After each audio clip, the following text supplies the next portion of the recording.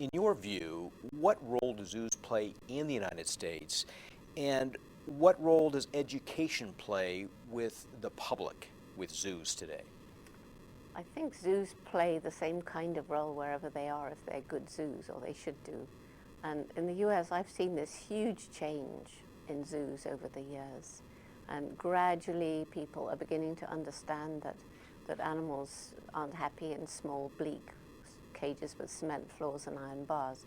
So we're seeing more naturalistic habitats. And the more that this happens, the more the zoo can play a role in education, because people can get some idea of how the animal behaves normally. That's because the zoos are appreciating the kind of social group the animal should live in, the kind of things it needs to perform at least some of its natural behaviors. And so, you know, the role the zoo can play in education is huge if it does it right, because it can educate people to the fact that in the wild, animals are vanishing, and this is how wonderful these animals are, so let's get together and stop them vanishing. As you know, the mandate for zoos and aquariums in the United States is primarily to be a conservation organization. Are they fulfilling that mission well, in your mind? Some are, some aren't. There's a big difference, and I'm not going to go into all the names. One thing, I can't remember them, but the zoos that are playing a major role are, you know, raising this public awareness, and they're also raising funds. They also have programs in the zoo, things like captive breeding and various kinds of, well, they have programs with frogs to try and breed the endangered ones in captivity while they learn more about why they're becoming extinct in the wild. And then they are increasingly funding research in the countries where the animals come from, and conservation programs there. So you're saying then that also that zoo animals are really ambassadors for their cousins in the wild?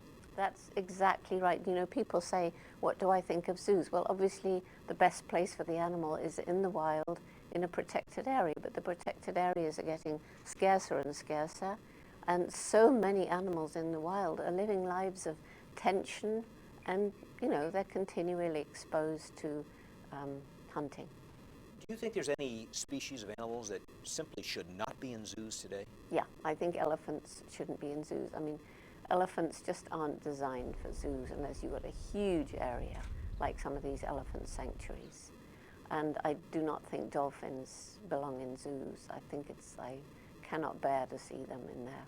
Even if it's a big aquarium, I don't think it's right. And sometimes animals like wolves that really need to run, wild dogs and so forth, I don't think they belong in zoos either, unless they can have a really, really good environment. True. I want to return to zoos for a moment. What do you think of these large animal parks like the San Diego Wild Animal Park? Is that something that is an alternative? Is that something that zoos should become, just simply having more acreage of land for animals to roam? Well, it's certainly the answer for some of the animals. I mean, if you must have an elephant in captivity, you have to give him and her a large enough space to travel around. Otherwise, it's just dreadful and so forth. But yeah, I think zoos should be going for the larger spaces. And if they can't, and if they genuinely care, it's a question of having a very imaginative understanding of the needs of a particular animal species. Chimps, for example, they have a big range in the wild. We can't give them the kind of range they have in the wild.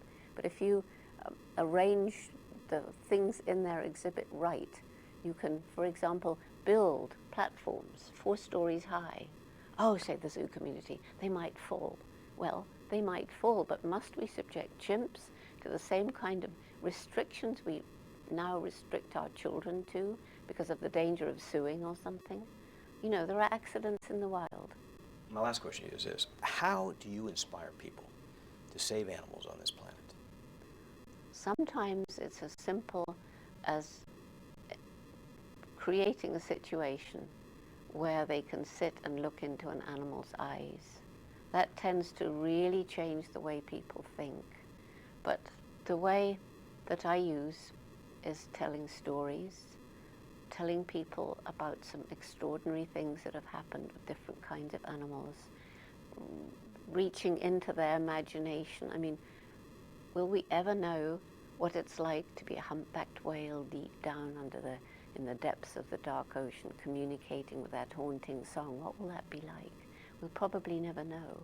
But I think once people can not only understand, but be excited by the fact that we are part of this amazing animal kingdom. We're an animal too.